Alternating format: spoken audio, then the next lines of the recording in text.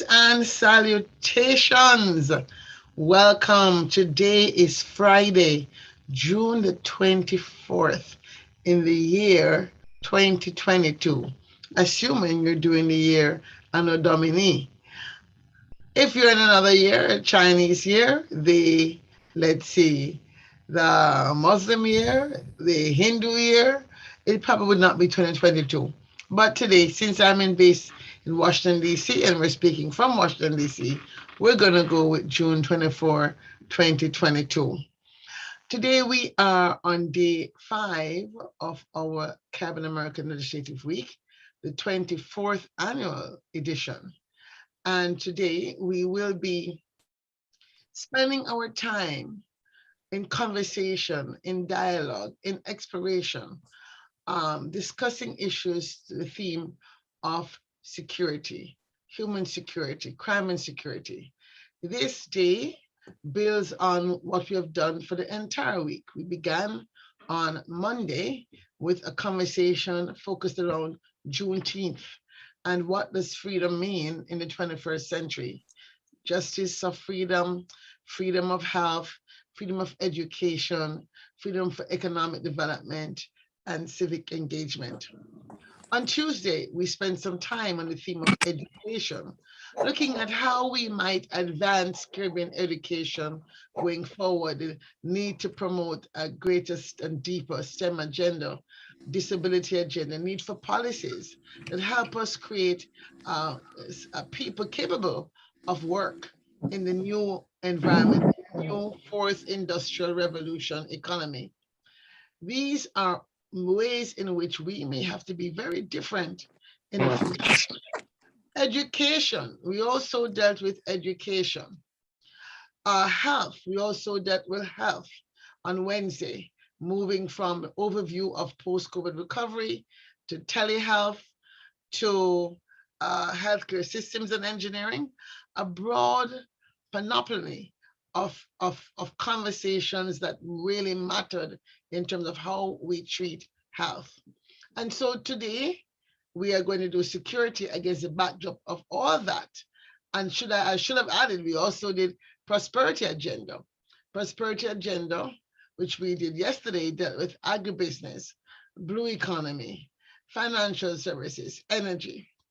All of that is the backdrop against which we now will deal with the issue of crime and security in the Caribbean region.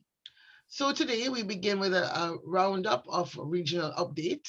From there, we will move to safer cities and hotspots, citizen security in other words. From there, we look at cybersecurity. We move on to the issue of trafficking, unfortunately still a scourge in our region and indeed around the world.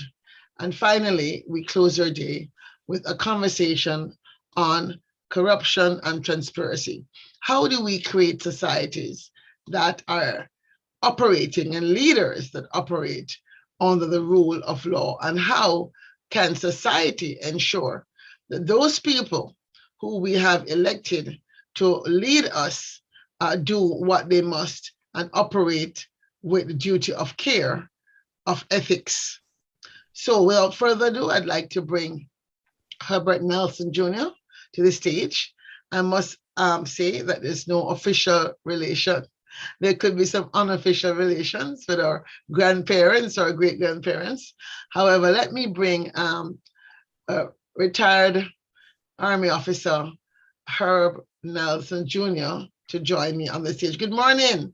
Good morning. Herb, how are you? I'm doing well, Doc. I'm doing well on very little sleep.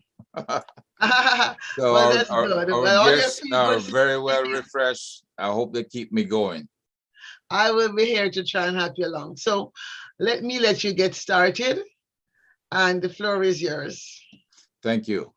Good morning. Welcome to this. I believe this is our 5th presentation as a crime and security unit or committee of the Institute of Caribbean Studies. We have sought to reach out to the various fractions in the Caribbean and bring them on from time to time. Where we have been consistent is with the upper echelon of crime and security, reaching out to CARICOM Impacts, who of course is responsible for the training and the update of our law enforcement across the Caribbean. And unfortunately, we did not get a response from them. The other areas we have reached out to has been the actual CARICOM Secretariat. And today, even though he's no longer active in the Secretariat, he's with us.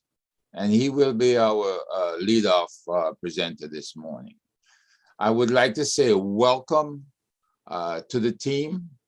And the first and foremost, Counselor Neville Bissember, former Assistant General Counsel at the CARICOM Secretariat. Good morning, sir.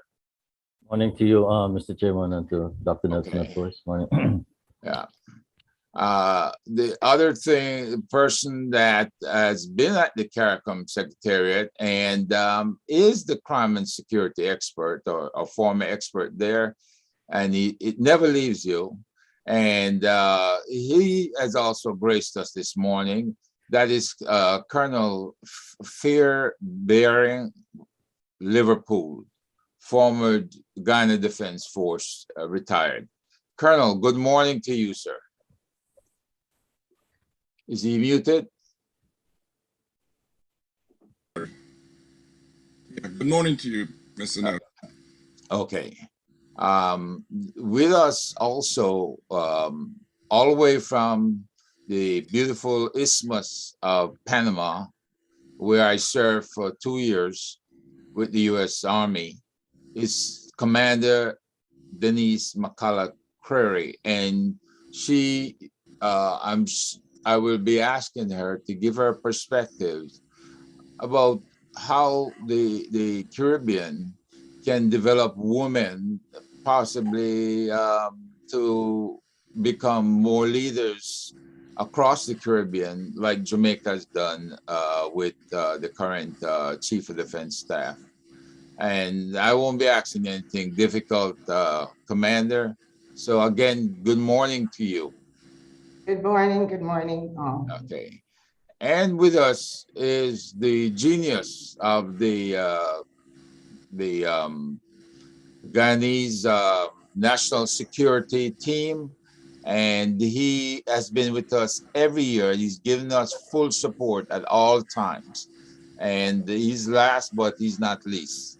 And we want you to welcome Captain Jerry Govea of Guyana. Good morning to you, sir. Morning. Okay.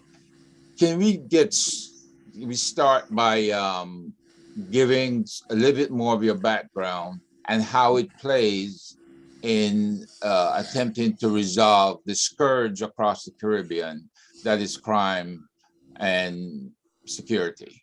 I will start with you, Counselor. Yeah, okay. Thank you, Mr. Chairman. Quickly, I'm a lawyer by training, international lawyer. I spent all of my working life in diplomacy, in the Ministry of Foreign Affairs in Guyana as legal advisor. The Guyana mission to the UN, the ACP Secretariat in Brussels as legal counsel, then back in the region, the CARICOM Secretariat, first as Assistant General Counsel, and my last posting until I retired last December was an advisor in the Office of the Secretary General. So it's a combination of the academic and, quite importantly, the practical experience over the years, working with people like Colonel Liverpool, the folks at Impacts in the consulate, which is the National Security Council, to make the Caribbean a safer and more secure place. Thank you. And Colonel Colonel Liverpool, could you give us a brief description of your role you've played in crime and security? I joined the Army on my 20th birthday. My entire professional life of my life has been in the field of public service. Okay.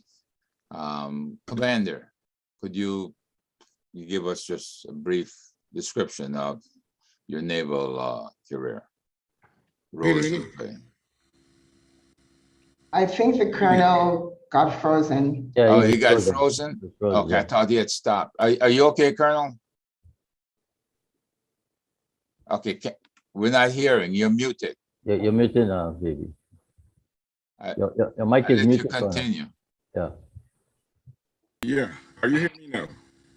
Okay. All right. Go ahead, Colonel. Finish. I'm sorry. No, I was just saying I spent my entire professional life in the public service, in the military and civil service, and had the privileges of working as a permanent secretary, ending my career as a regional coordinator for crime and security at CARICOM Secretariat. 45 years in the discipline. Okay, very good. Thank you. Commander. Yes, good morning. My background is in the United States Navy. I actually started in the aviation community as an enlisted, for those military who understand, and became a commissioned officer later on in my career. I spent 27 years, the majority of it as a commissioned officer, as what we call a fleet shore support, in that when I joined the military, women were not allowed in combat. So the majority, my particular community was designed for leadership ashore of the naval bases. Retired, and the last 20 years I've been involved in leadership in nonprofit organizations, which led me to my involvement with the Crime Task Force. Over.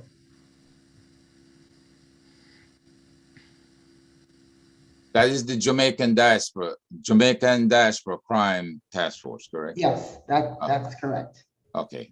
And, good morning again, Captain Govea. Could you give us a brief background? I know yours is extensive, and we're blessed to have you. Thank you. But it's relevant, not necessarily extensive, but my name is Jerry Govea, and I served in the Guyana Defense Force, but the larger part of my career was in the private sector of Guyana, and particularly in the aviation sector. I was a student of the National Defense University in Washington for many times, and my appointment was done in 2020 as a national security advisor here in Guyana to President Ali, and I served in the private sector as the chairman of the Governance and Security Subcommittee of the Private Sector Commission in excess of 15 years, and as a chairman, dealing particularly with a lot of these issues which we have discussed today. Thank you. Thank you. I'm Herb Nelson. I've been doing chairing the Crime and Security Committee for the Institute of Caribbean Studies for the past 5 years. Prior to that, I served in the intelligence community here in the U.S. for over 15 years. And prior to that, 24 years in the U.S. Army. I was blessed to have been stationed in the Caribbean, in Panama. And I was there with a security assistance force. I belonged to the military police unit that was there. And I learned a whole lot about the Caribbean. And I knew that there was a lot more to the Caribbean than what I'd learned from books in Jamaica.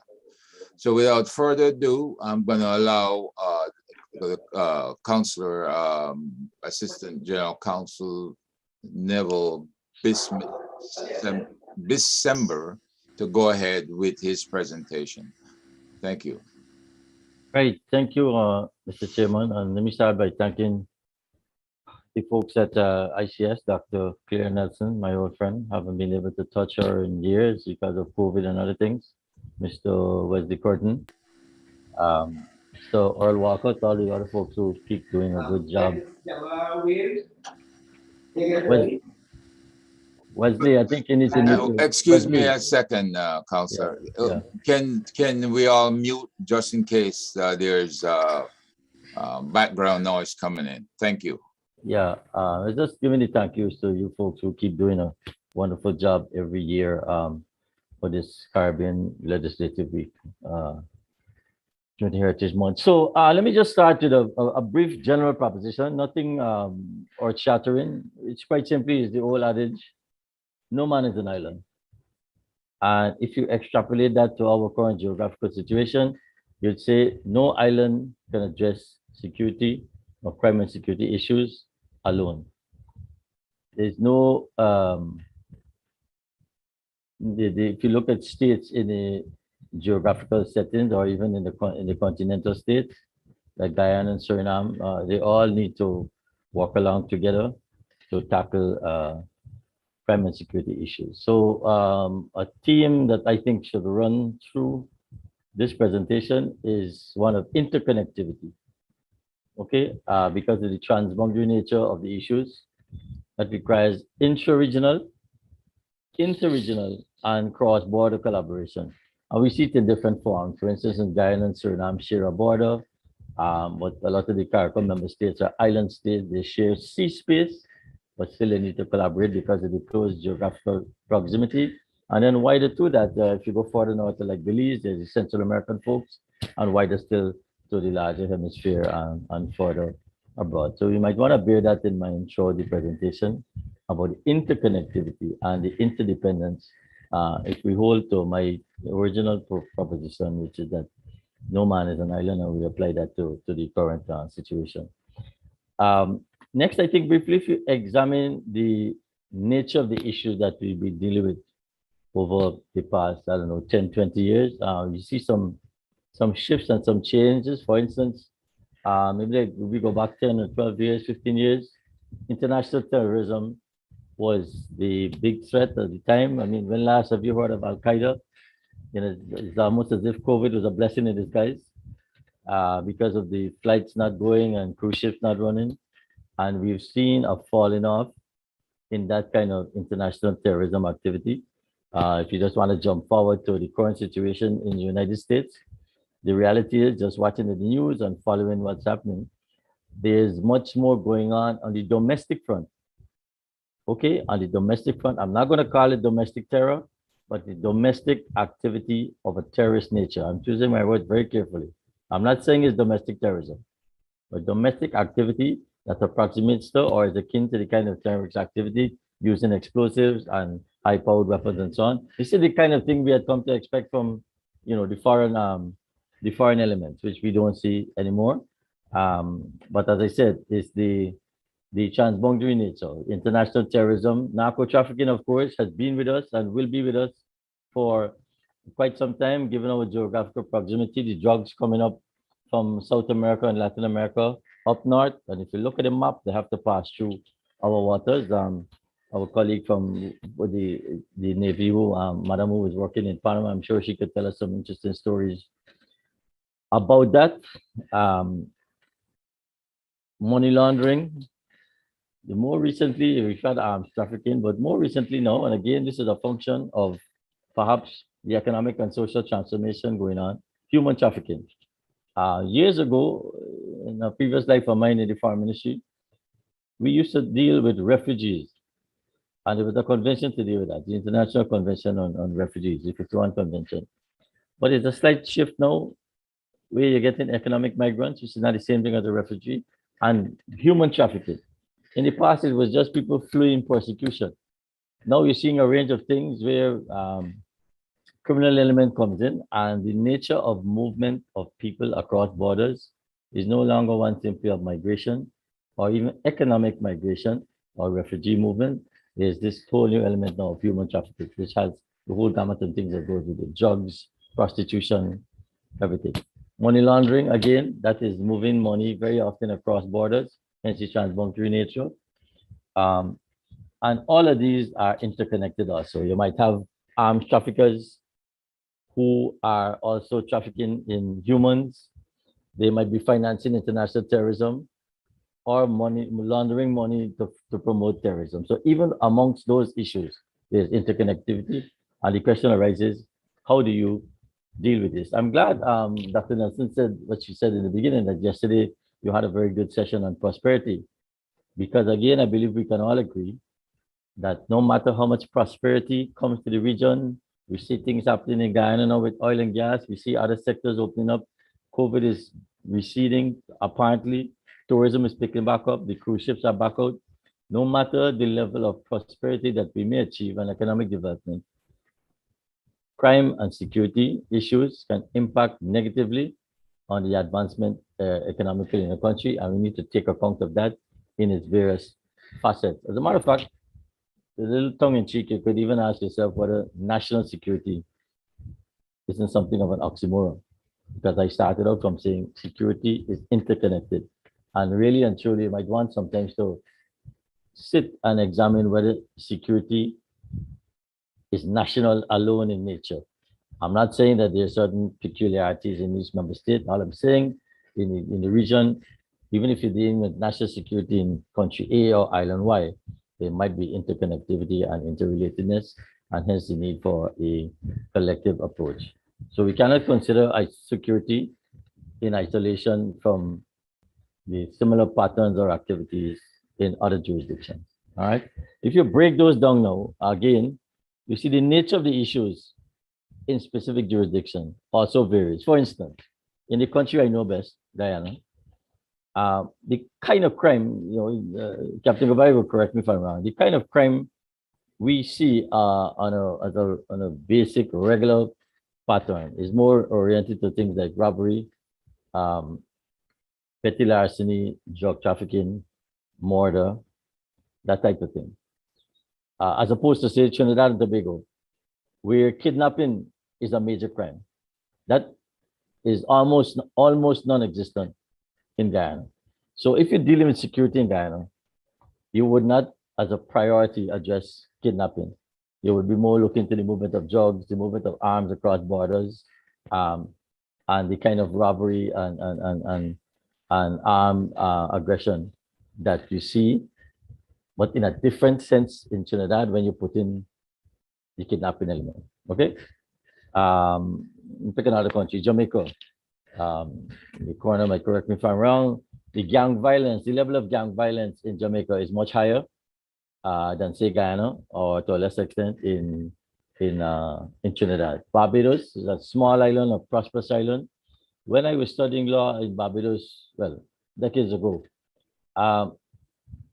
gun-related crime was almost unheard of. Drug-related crime was almost unheard of. And you pick up the papers now, the Barbados papers, and you see a lot of gun-related crime, the level of violence and the threats to the civilized living that has been accustomed to and tourists have been accustomed to has increased. But let me say, the prosperity continues and the tourists still continue to come, maybe because the nature of the crime again is contained. But there's been a shift, a seismic shift over the years in the level of violence that that occurs in crime in Barbados. In the OECS, I just make a broad brush and say I believe most of the crime that they have is drug-related and arms-related. Murders and such like are not on the scale in, say, Guyana or Jamaica. And again, that's a function of how the structure of the society is. Let me just put a caveat again throughout as a common thread, which is very sad. We have some ladies on the call with us. Domestic violence and abuse. You pick any island or country in the Caribbean, and that's a problem we have continuously to deal with. It's affecting society, affecting the economy, that with COVID, the trauma and the depression and things increasing, that a spike in domestic violence. And even without that, again, in the country I know best, Guyana, you could read it in the newspapers. It's a common occurrence, and it's happening much too regularly. And if I could do anything about it, but the experts who handle that in societal area, behavioral areas, is something that we need to address. It's not peculiar to Guyana. It's in other countries. It's alcohol related. It's drug related. But that's just to give you some of the kinds of crimes that we approach. And I asked the question, but I ask it again: do these different types of crime require different responses, or coordinated cross-border approach to addressing the specifics? All right, the kidnapping in Trinidad might require a certain set of responses.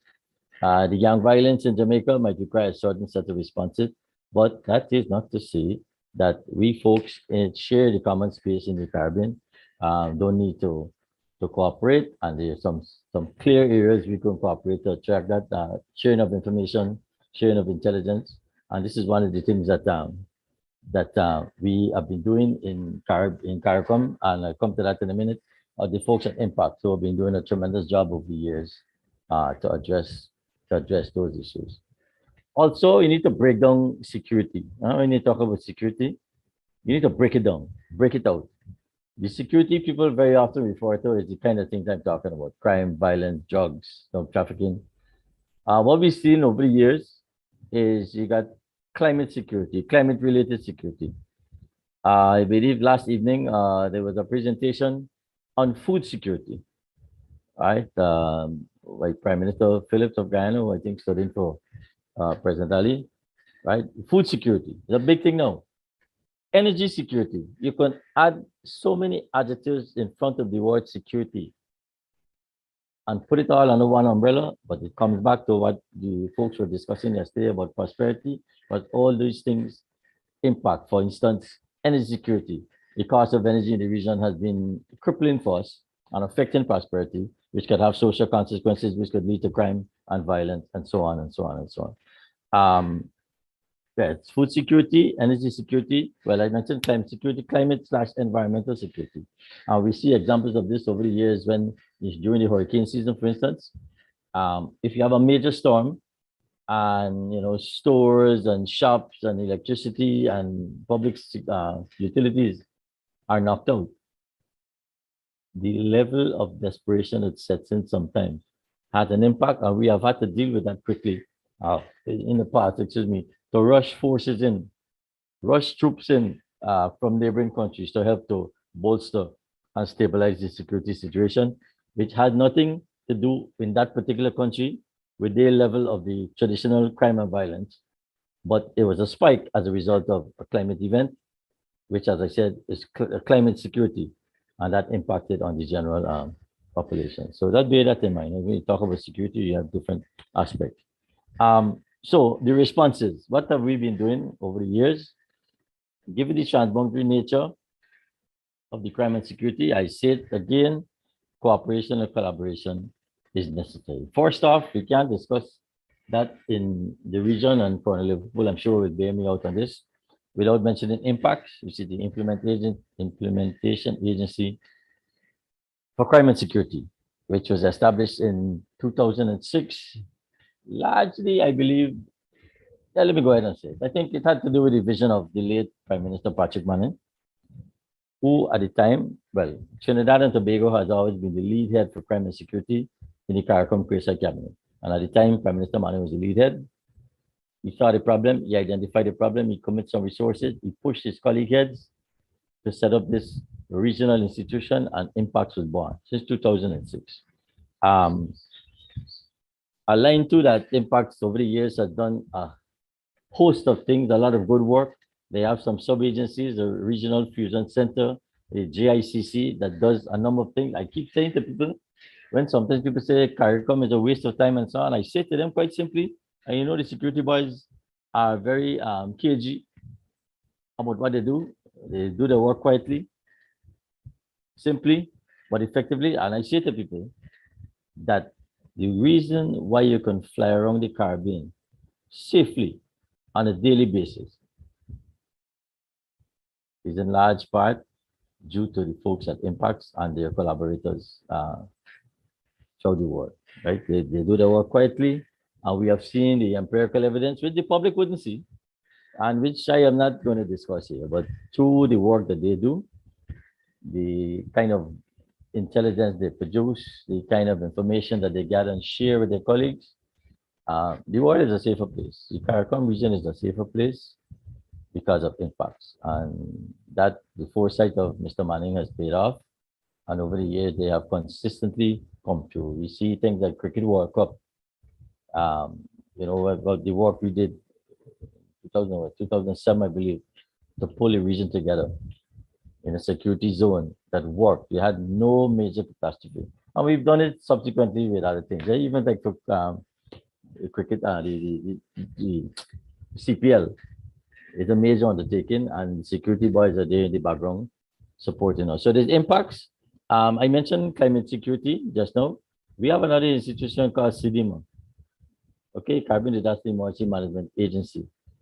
CDMA has come through time and time again with support from people like the EU and UNDP in a crisis situation. I mean, these folks, you got to see them in operation. I was in 80 some years ago with the former DG, Ron Jackson, who has now moved on to the United Nations. You got to see these folks. They know the drill.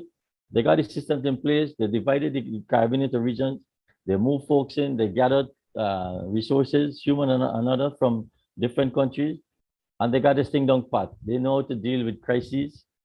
And without CDMA, you know, in a major disaster event, we would be worse off than we sometimes are. And it's through their good work that we pull through. We've seen the examples in Dominica, Haiti, Bahamas years ago. So Impacts and CDMA are lead agencies in the collective approach. We learned a few years ago, there's something called COVID, that there's an agency called CARPA. A lot of people didn't know CARPA existed. CARPA, in fact, is an amalgam of the various public health agencies where the heads of government decided to put them together. And again, CARPA, Dr. St. John, her team, Dr. Hospitales before her, used to go about their business quietly. Testing, lab work, food security, you know, working with the folks at CAFSA.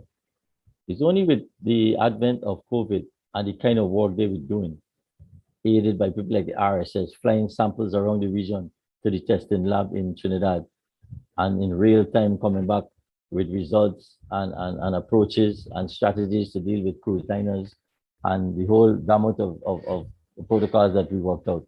It's only now people know about CARPA and people know about what they're doing. They're not terribly different from the security folks. They go about their job quietly and carefully, and the results are there to see. Again, interconnectivity, interdependency. We could not go this alone because of the resource constraints. We have, you got the UN, the UNODC, Office of Drug Control, has been side by side alongside with us. There's some other folks at the UN, I wouldn't go into that, but the other agencies at the UN, I tell you, the security people, they go about their business quite quietly.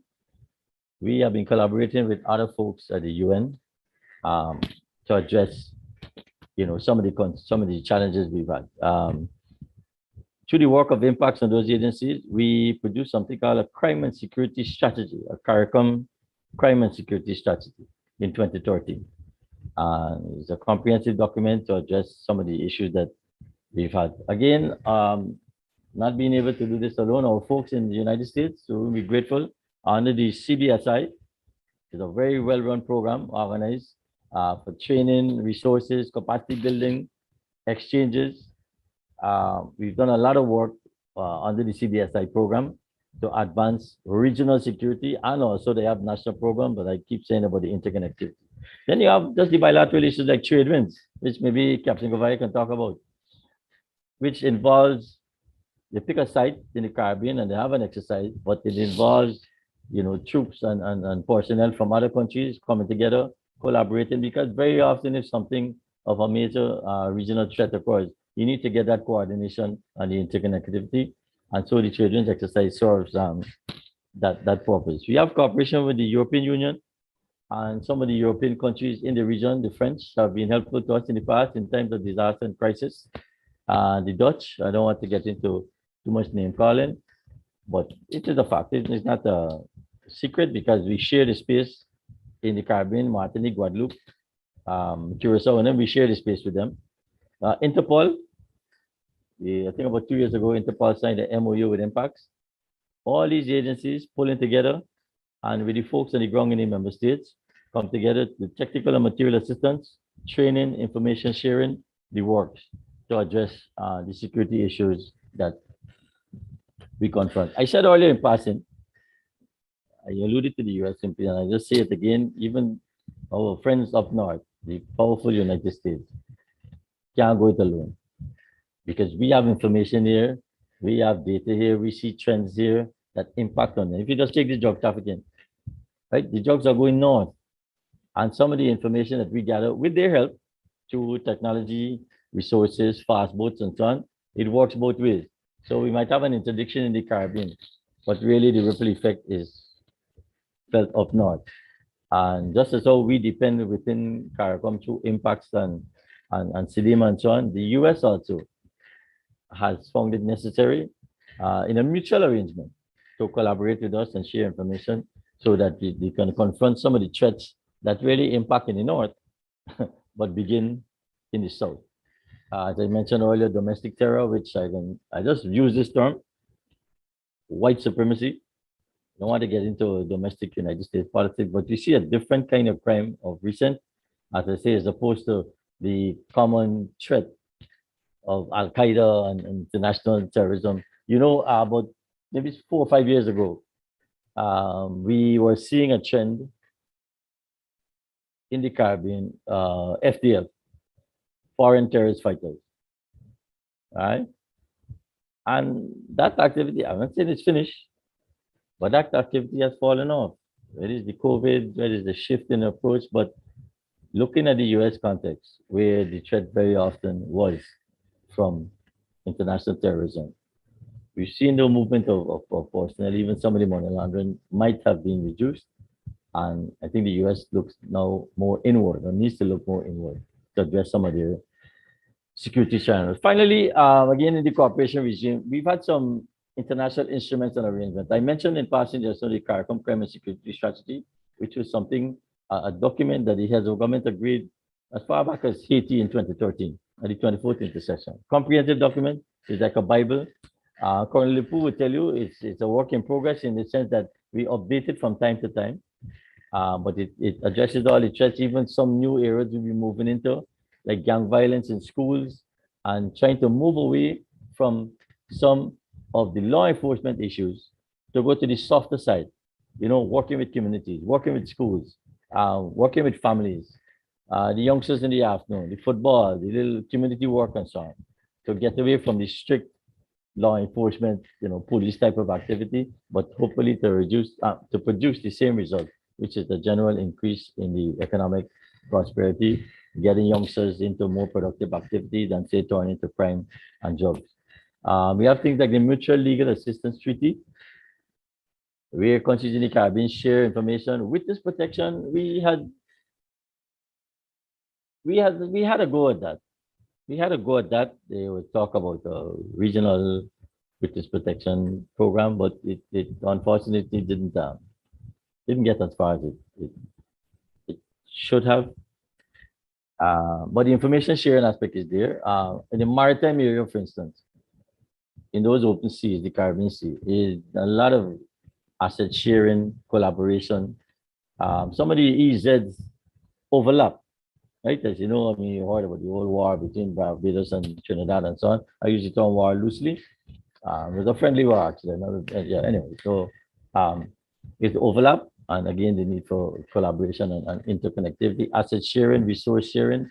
And then we ask member states, which very often they have done, at the domestic level, to enhance their legislative framework. So what we would do at CARICOM, for instance, is produce a model bill or model law, and we ask the member states to implement it. There's something called the Legal Affairs Committee, which is the body of attorneys general that meets and approves these things. So you get a coordinated approach. You might have a model.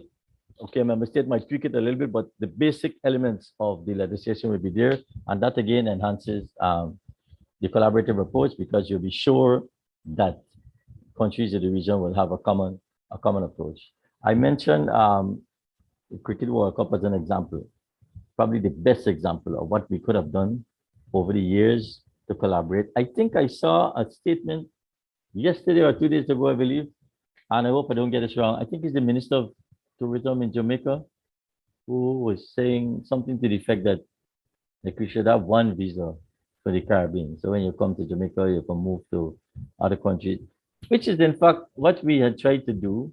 That's in fact what we did for Cricket World Cup. Now, let me say two things. One, there were some member states that insisted that we put a sunset clause in that arrangement. So when the Cricket World Cup finished, the legislation died. And secondly, you got to look at the bigger picture. That might be good for tourism, to move tourists who can come to Jamaica and then go to some other country.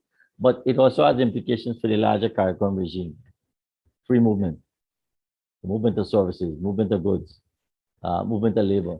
You can't be telling me that the tourist from outside of the region is free to move, but a CARICOM national is not. You see, you got to think some of these things through. I stand corrected. If I misrepresented what the distinguished minister said, I apologize. But this is what I think I read, and I'm saying, you know what, we need to have a look at this a little bit more. It sounds quite nice. It might serve one purpose, but you got to look at what you call the systemic consequences of a decision like that in other areas. But the Cricket World Cup was the example that we used, and I think it's something that we could build on with the kind of collaboration and connectivity. So I come back to my original proposition about no man being an island, and to say all of that I said before, I think leads to the conclusion that when you're talking about national security, you got to put the national maybe into quotation marks because it's a regional element, it's an interconnectivity element. These things are related. And as I say, we are in the same boat together. Thank you, sir.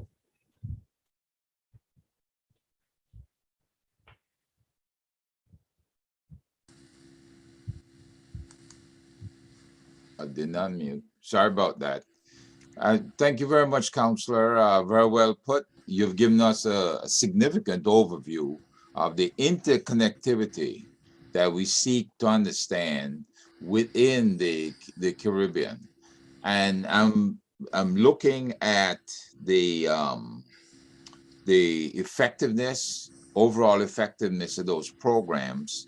And we'll have questions later on as to what occurs when those people who are responsible partners in these endeavors actually themselves violate the law, or they know how to move between the seams and they kind of subvert or just overwhelm the various arrangements that we have in the Caribbean. In this case, what is most significant, we've got people who are barefooted and can't afford shoes running around with a $1,500 or $3,000 weapon in their hands committing murder. You know, I'll have a little bit more to say on that. I'm going to go ahead and let Colonel Liverpool go ahead with his presentation, because I'm sure a lot of it is linked to a lot of what you had to say, and then we'll get into a Q&A after Captain Govaya lays out the National Security Advisor, and I'm hoping he'll link all of this together. You know, it's good to have a Guyanese flavor. So I thank you very much. Colonel Liverpool, the ball is in your court. Thank you. Thank you very much, Mr. Chair. Your comments in the introduction and Neville's presentation has left me wondering whether I should thank my friend Wesley for twisting my arm to participate in this panel discussion and share some thoughts on a subject that is very dear to me, or to blame myself for agreeing and run the risk of embarrassing myself on this, my maiden experience in a virtual forum of this importance. But be that as it may, I will just say good morning to you all and wish myself luck. Thank you. 30 years ago, the Independent West Indian Commission, chaired by the renowned Guyanese legal luminary and diplomat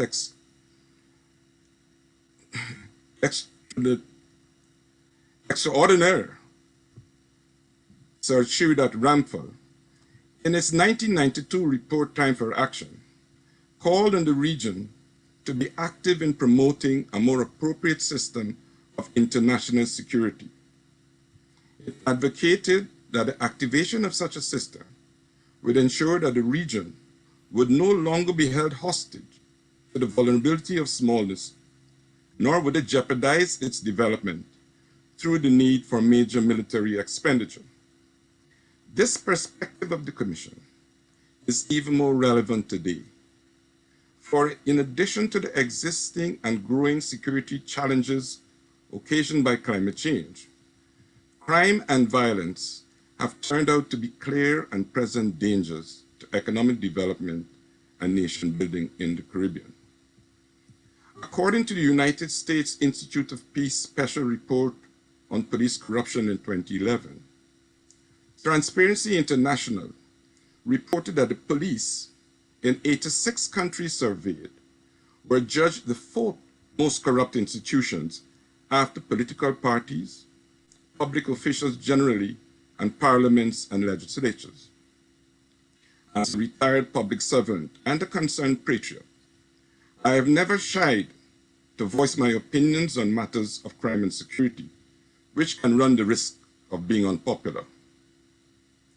If we were to call a spade, crime makes money for big and small. Sorry about that.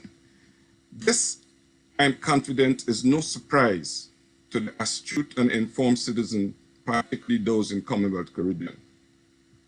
It would indeed be foolhardy and myopic not to recognize that crime in the Caribbean is no longer confined to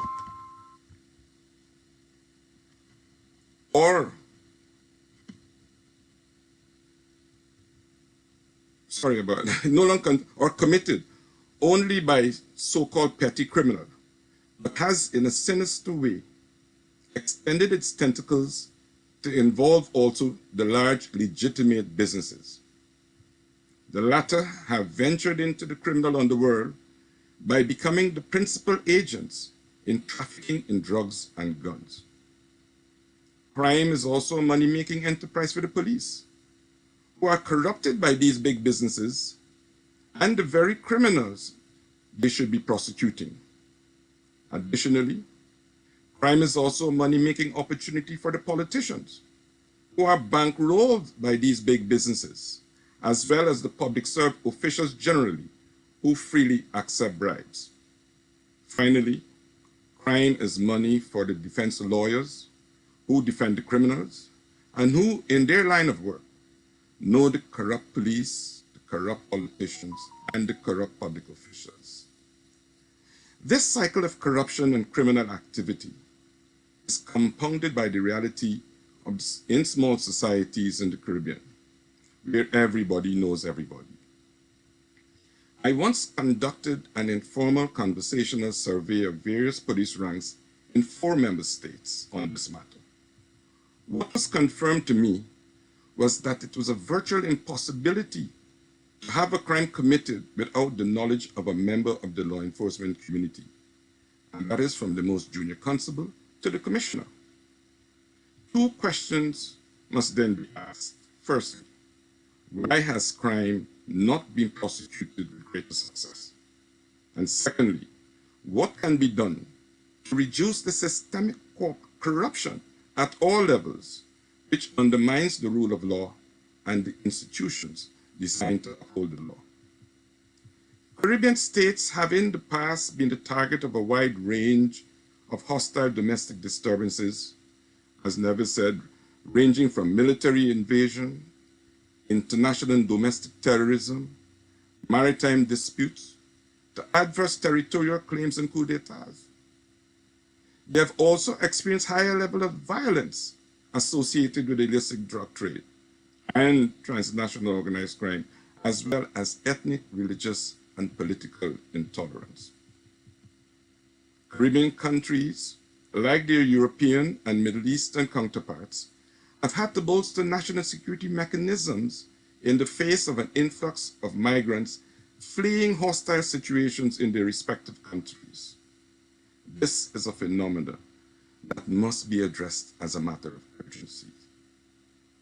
Faced with similar inherited challenges of crime and security, most communities of nations rely on two main supranational institutions to complement member states in addressing crime and security issues which impact the community.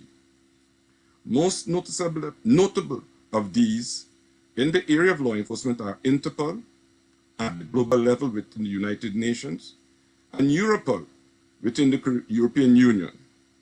On the other hand, the United Nations security apparatus in the main is based on its multinational peacekeeping forces, while that of the European Union is based on its military alliances. The question I have posed in the past is, why is there no Caribbean security system and a CARIPOL for the Caribbean Community CARICOM? 15 years ago, the CARICOM heads of government considered making security the fourth pillar for integration within CARICOM. But having been out of the working world for so long, I cannot pronounce on the status of its implementation. Neville spoke to some of the issues, which we could discuss a little later. But as the then Regional Coordinator for Crime and Security within the CARICOM Secretariat, I was tasked to prepare the concept paper for internal discussion.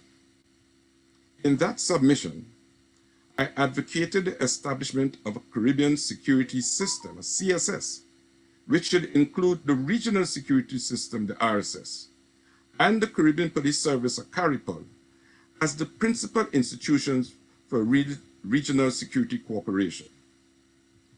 Guided by the recommendation of the West Indian Commission 1992 report that both the United States and Europe should help to put in place a system of international security against illicit drugs, there was a call then for a comprehensive security cooperation. During a February 2001 meeting with the Caribbean regional maritime officials, it was recommended that 8 sub-regions or zones, including the Dutch, French, British, the USA, the dependent territories, and the RSS, in collaboration with Jamaica, Trinidad and Tobago, Guyana, and Belize, be created to facilitate the coordination and interdiction operations across the entire Caribbean to combat illicit drug trafficking.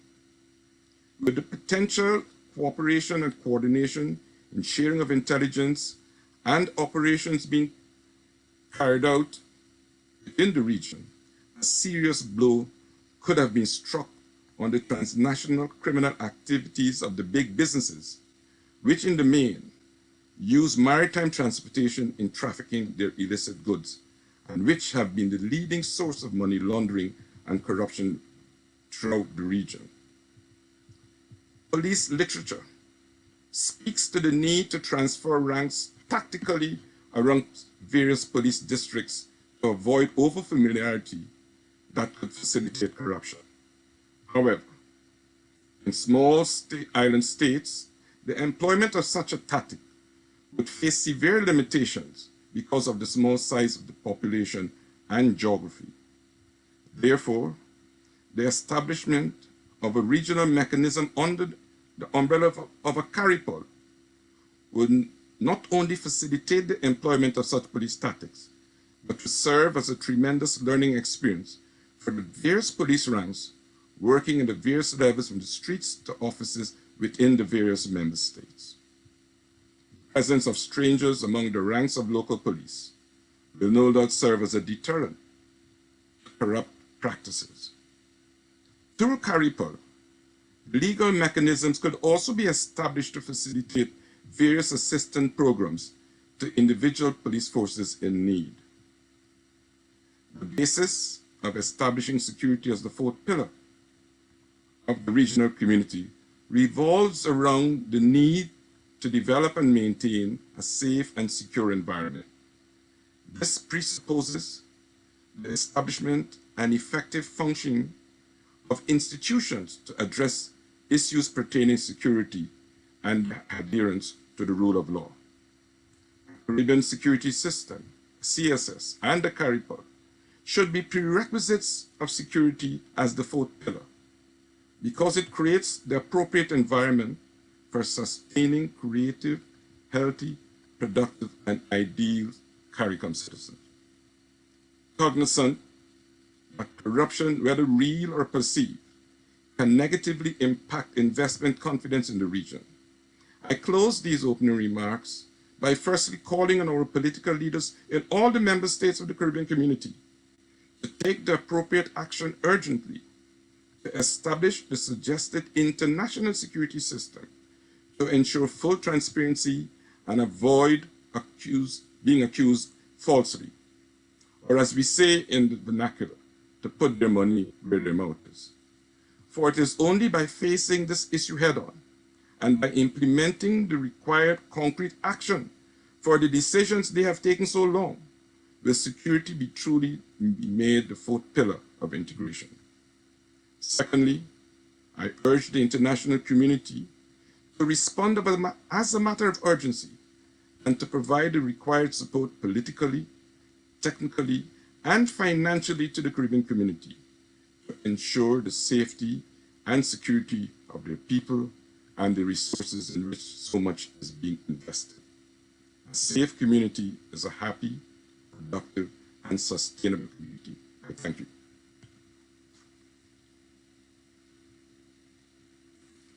Thank you, Colonel. I appreciate the very frank overview you've delivered. And in trying to understand the full complement of agencies that we have in the Caribbean at CARICOM and other levels, joint levels, I should say, because CARICOM is as high as we get in the Caribbean, but we do have joint levels. I'd like for you to expound on that, as well as the counselor expound on this a little bit later in the conversation, because it's important that the people of the Caribbean understand who is not just monitoring, but who's involved into their day-to-day security existence. And they should be encouraged by this and not say, well, they don't want anybody spying on them or giving up their names or, you know, or NIDS and all of these other things that they have been pushing back against. They fail to understand the importance of information collection that then becomes intelligence. I would dare to ask the commander just to give a brief overview of what she's heard so far. Are you able to do that, Commander? And to compare it to the efforts within the United States being made by the Diaspora Crime Intervention and Prevention Task Force, and why, like the Colonel just alluded to, it's a good thing to be able to join with our Caribbean brothers and sisters in avoiding the types of things that occur. For instance, the human trafficking, the drug trafficking, the weapons trafficking. You know, it's a scourge on the Caribbean, and it's simply because we lack the cohesiveness here in the U.S. I mean, just your overview on that. How would that help? So I apologize. I had a little distraction in my background, so I did not hear the very beginning of what you said. So can you just restate, please?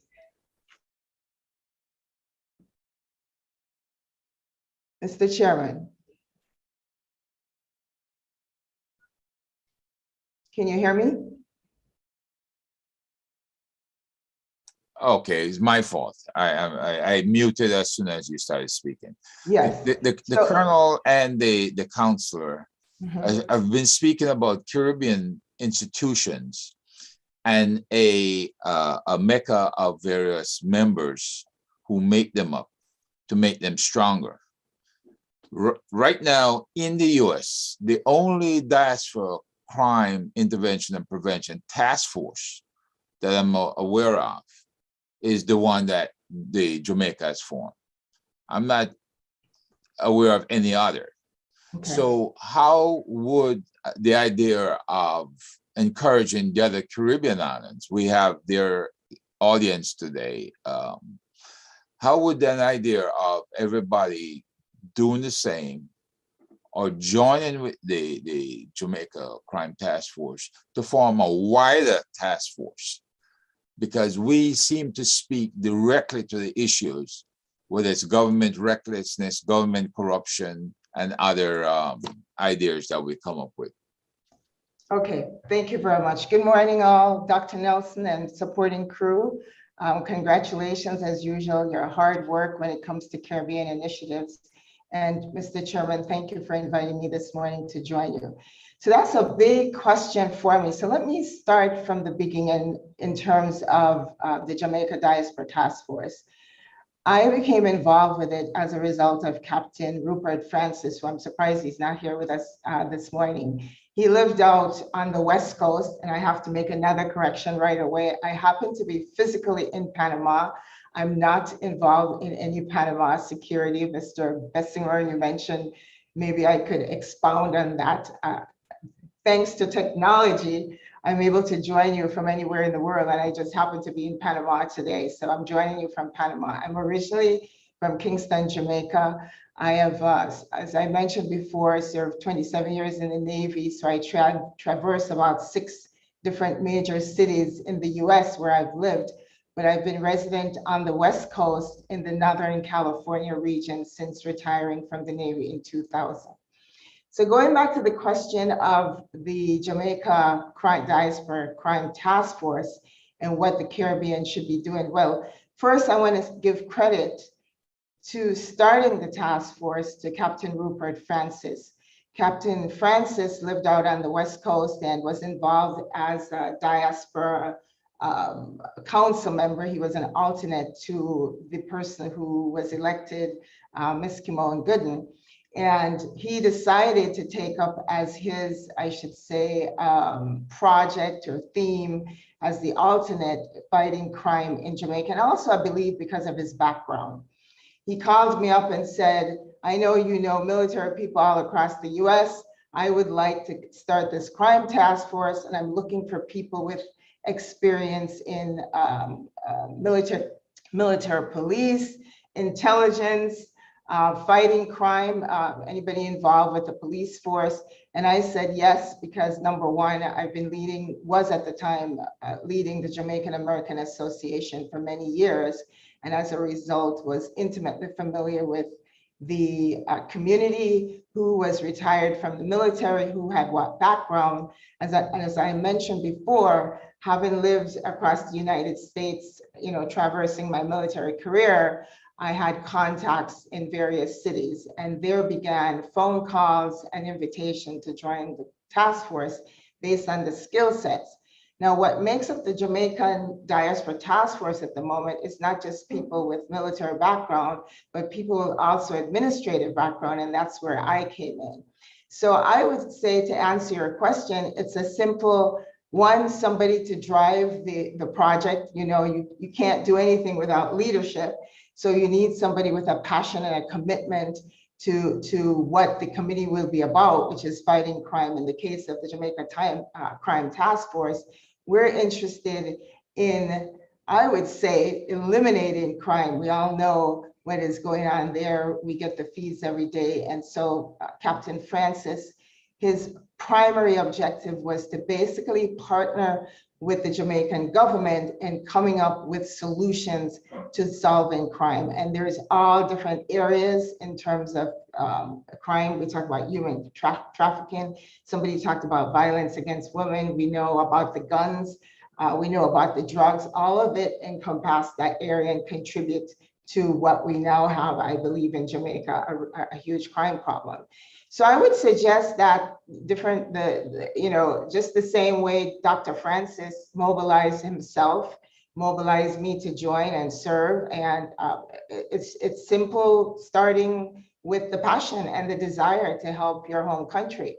I can't speak to the rest of the Caribbean and what's happening there specifically, because most of my focus has been Jamaica and being my homeland. But I would say, as a resource, there's Captain Francis to give lessons learned and to assist in putting together a similar task force in the Caribbean. So again, passion and commitment, and of course, willing to work. You had mentioned earlier on, though, in terms of women in being involved, and if I had ideas about having women in leadership roles in terms of what we're trying to do.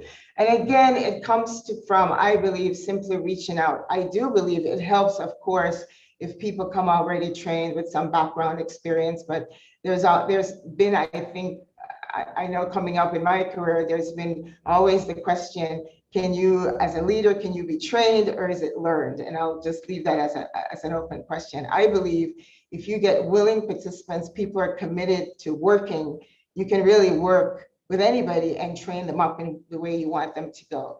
So we're to the issue of women being involved.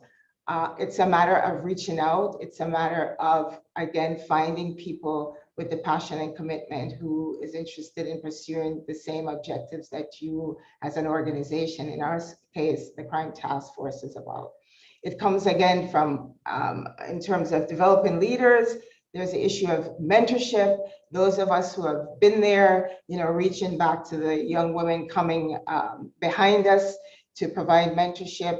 In the terms of grooming, it means that organizations such as ourselves, other organizations reaching out to other young women, pulling them in, providing them the training, providing them the mentorship so they too can come behind us. Because after all, there's going to come a time when I won't be here and you won't be here, and we would like organizations like the Jamaica Diaspora Crime Task Force to continue.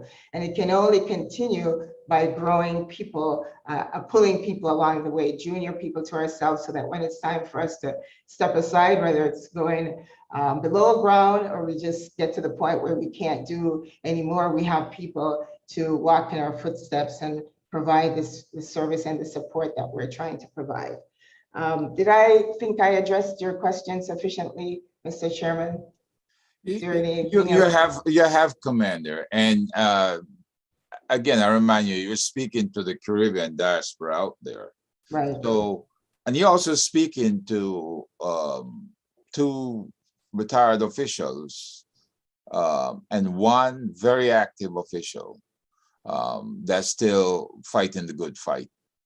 And the idea is, can they initiate something at the CARICOM level that would have an outreach through the ambassadors within the various associations that support the embassies? Because I know the embassies are well supported by various Caribbean associations. And we are the ones that are left with the job of cleaning up after you get bad reviews on different countries or different politicians or events that can impact the tourism within these various islands. So how can they empower us to do more? How can they encourage the formation of the task force? I've gone as far as asking for some type of special constable or district constable police power to allow us to be able to coordinate with the FBI, Homeland Security, or any other organization. But that's fallen on deaf ears. So we're putting these ideas out there so that we know they're listening. What do you think? Well, Captain Francis and I have had this discussion many times. I think that the bottom line is whatever we're doing, and again, I can't speak to the rest of the Caribbean islands, I can just speak to Jamaica because that's where my skill set and expertise lie. But I think it's very important that no matter what we're doing when it comes to fighting crime in our country, you have to get the participation of the government involved with what you're doing. They have to be welcoming, because let's face facts, we don't live there permanent anymore. And I know, for example, in Jamaica, that's been one of the outcries from our local nationals. They don't feel that we can effect change because we're not living there. Of course, I disagree with that, because I think what we bring to the table in the diaspora is the fact that we do have dual citizenship. We know the ins and outs of working here in the United States. So that's where we can, how could I say, help them or participate with them in terms of working with the different offices or directorates here in the United States. But I don't think the task force, even ours, can be successful without having a welcoming spirit from the government of the particular country that you're going to form to help solve crime. It's not something I see that we can do in isolation as a group here. We have to be able to establish and develop a working relationship with the government of the particular country. And I would say it would be the same thing for the rest of the islands, because let's face facts, you can't go in and give commands to the police force, the defense force of a country, no matter how much expertise we have on our end. So whatever expertise we bring to the table from this side has to be welcomed by the government. They have to be willing to partner. They have to be willing to listen. And I think right now for us, I see that as one of the biggest challenge. I see the diaspora for all the islands, but again, I have to go back and state, I can only talk to Jamaica because I know the Jamaicans. I've been involved in many associations across the United States. Jamaicans are extremely loyal, and no matter how long they have lived in the United States, they want to contribute to their homeland. They may not want to go back there to live, but they're pretty generous in terms of time and talent. And it's up to now, I think, the government there to recognize the strength and what expertise we bring from years of learning here and can contribute to make the country better. We've talked about all kinds of areas of crime, domestic violence. And the other thing is too, with all the gun shootings and the crime that's been going on here lately, I don't know about anybody on this call, but I know when I have conversations and I talk about, oh my God, the crime in Jamaica, they're quick to say, well, it's just as bad, if not worse here. And I usually respond by saying, we have resources here that are constantly attacking the problem. I don't necessarily see Jamaica having the same level of resources. And I think that's where we can come in to try to help them to get to resources, get to talent, become, how should I put, just leaders helping them to bring about change. And I think they have to develop a greater appreciation for us. So we have to work on that. We have to keep trying to appeal to them that we're not enemies of the state, but we're just fellow Jamaicans. We live in here for many, many years, but we have the best interests of the country and we want to help. We want to help. And I think that's the biggest message and the biggest challenge of convincing them that we're not trying to take over. We're just here trying to help. And many of you, my expertise is not in policing or crime, but I know the expertise of our task force. We have made many presentations and we just have to be able to continue to talk to the ambassador, the ministers in the government to say, hey, we're trying to help you. And there are even people here I know who are willing to pay, work for free, so to speak. I've even volunteered.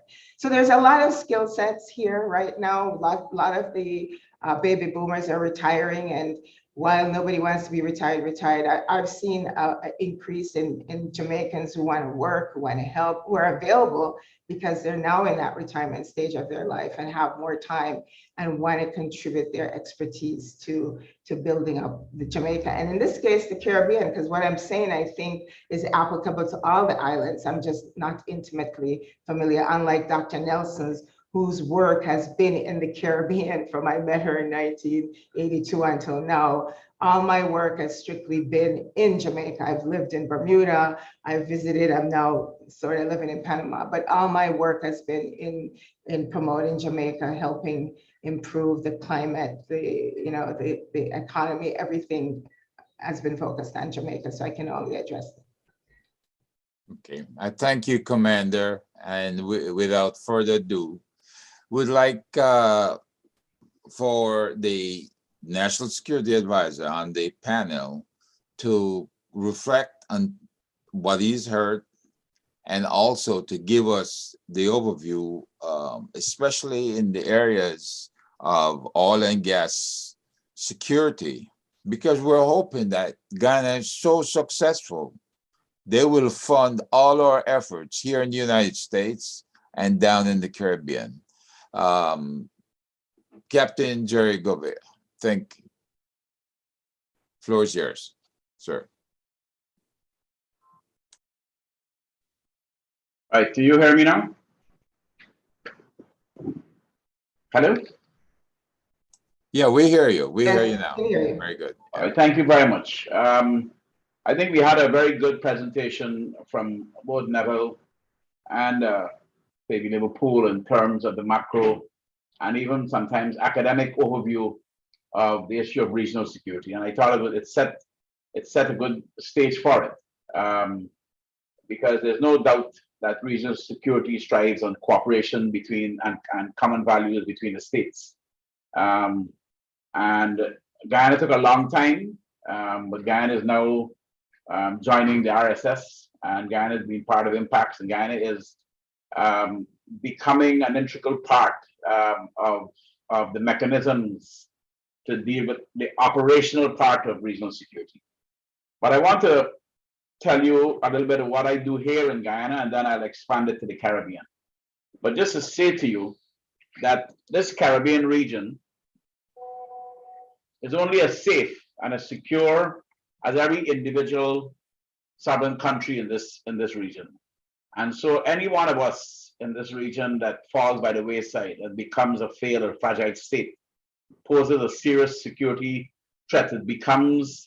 It creates a weak regional security system. Look what is happening, for example, in Venezuela at the moment. Venezuela is posing serious security threats to this region. At the moment, they're a fragile state. They're creating havoc along the Guyana western border. There's a lot of non-state actors that are challenging our business people, challenging our security forces. And because in a society where that breaks down, where the rule of law, democracy, transparency, and good governance is threatened, those things create the environment for crime and all the things that affect the attainment of prosperity. So I want to come back to say to you that the issue of wealth is easy. Wealth, you get it from gold, you get it from diamonds, you get it from oil. The issue of prosperity is a completely different thing. The issue of prosperity needs to be achieved. And there's many, many factors that help to achieve that. So there's a direct connection between a good national security and prosperity. And so it is important for us to understand what is the enabling environment that gives us all the tools we need to create a safe and secure environment, whether it's at the national level or whether it's at the regional level. And so for me, when I sit here as a national security advisor in Guyana and work with the president, we work every day to ensure that we live in a society where every single Guyanese citizen could have equal access to the opportunities being presented before us by the oil find. Our economy today is a $5 billion economy. Trinidad, I think, is a 21 billion. Barbados is 8, and Jamaica is 14. We are only 5 today, but in 5 years, we're probably going to be 10, and in 15 years, we're going to be 30 billion. And so we have to prepare for what is happening there. And so the issue of social cohesion, social justice, ensuring we live in a society where every citizen could feel the rights of their citizenship to have equal access to the opportunities before us. Notwithstanding the fact that where Guyana is today, we don't have enough labor, we don't have enough financial resources at the private sector level, and we don't have enough technical resources to take advantage of the opportunities. So this is where we need to engage the region. So Guyana's prosperity and Guyana's wealth and the future of Guyana will be shared and must be shared with this region. So it is in our interest as well to ensure this region is safe and secure from a position of political stability and from a position of crime security. So the issue of social justice, social education, social cohesion, the issue of creating the correct enabling environment for private sector growth so that we can create more jobs for our young people, the issue of ensuring that our democracies and our rule of law and good governance and accountability, and particularly the issue of anti-corruption. Corruption is such a cancer, especially in countries like us now that find oil, and we are going to be moving from one level to the next. So, and those things will breed the kind of environment where crime and security will obviously be affected, and crime will become a major problem for us. In Guyana, for example, we are bracing ourselves and looking at the possibility. Guyana, in this region, we've always been a zone of peace.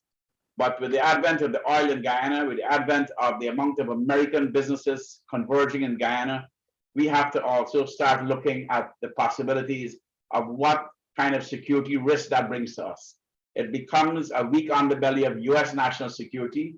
So we have to ensure that Guyana is a safe and secure environment for businesses to prosper, notwithstanding the fact that we are building a road from the border of Brazil to be 350 miles through virgin rainforest to the Atlantic coast where a deepwater harbor will be built. That creates a conduit for people from all over South America to come to Guyana and come to the Caribbean. And so our preparation for the future and to deal with this oil is dealing with how the prosperity that we're going to create, how we're going to create this society that is just here in Guyana, and how we will spread that just society in the Caribbean. You know, 2 years ago, our democracy was threatened, and the rest of the Caribbean stood up very strong to ensure that we did not fall by the wayside the way Venezuela did. And that is what, if we want to live in a safe region, we have to ensure that every single region, every single country in this region complies with the rule of law, with the democracy, with fair and free elections, with good governance, with transparency, with issues of agencies to fight corruption, and so on.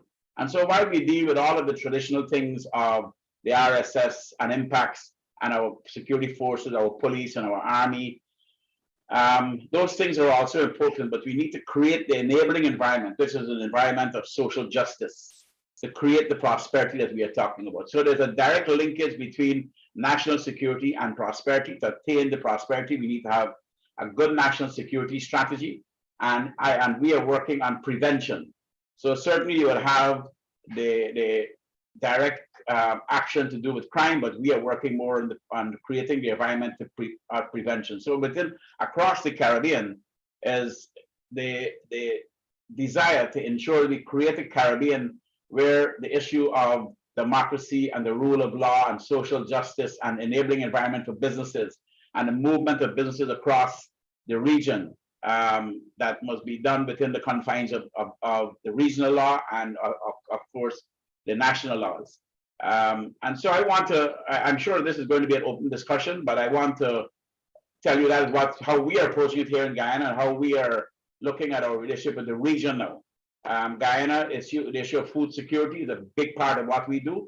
So we have to create an environment in the whole of the Caribbean where whatever wealth and prosperity that is going to be evolving here will benefit the rest of the Caribbean, and so that we work together to tackle the challenges of the future, tackle the issues of crime, help prevent crime, create the enabling environment for young people to go to school, to go to tertiary education, and particularly the issue of early childhood education across this region. It is a very disjointed strategy to do with early childhood education across this region, and it's a proven fact that early childhood education actually, if you have good strategies in countries and in the region, it actually allows more young people to go into higher education and tertiary education, and prevents crime.